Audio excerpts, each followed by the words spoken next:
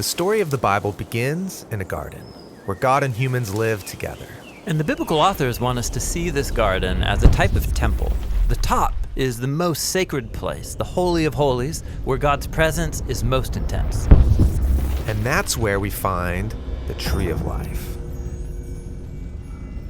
So, what's this tree all about? Well, it represents God's own life and creative power that is made available to others. In fact, God's first command is that humans eat from all of the trees, including this one. So you're ingesting God's own life. That sounds intense. Yeah, this meal transforms the one who eats it, or in the words of the story, it leads to eternal life. Okay, but on the way to the tree of life, the humans have to pass by another tree called the tree of knowing good and bad. And God says that eating from this tree will kill you.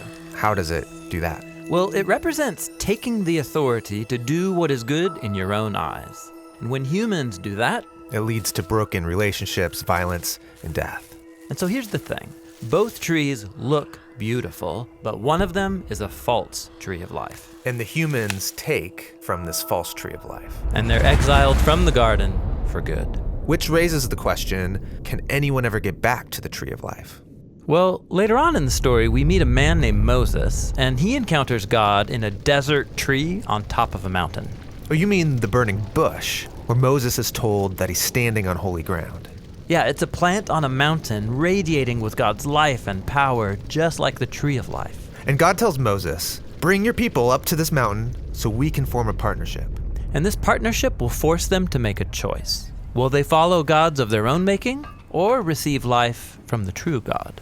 And in this story, they give their allegiance to an idol. And it's just the first of many. The story goes on to show generation after generation choosing gods of their own making. And these idols were usually placed on tall hills like beautiful trees. But they're false trees of life that lead the people into self-destruction, exile, and death. It's like death's grip on us is too strong to resist. Is there any hope? Well, let's turn now to the story of Jesus. He came to announce that God's eternal life was available once again through him. So Jesus thinks of himself as the tree of life. Yes, this is what he meant when he claimed to be the vine that brings God's life into the world. And Jesus invited people to eat from him. Yeah, he was inviting people to trust him and be transformed by his life. But Jesus also exposed how corrupt humans are, how much they love false trees of life. And so Jesus presented people with a new choice between life or death. And this time, they don't just choose death. They also chose to attack the one who sustains all of life. Yes, Jesus is led up to the top of a hill where he dies upon a tree.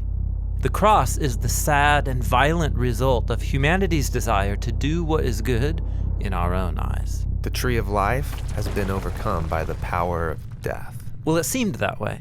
But Jesus said that he was a seed of God's life that would die in the ground, but then grow into a plant that would bear much fruit.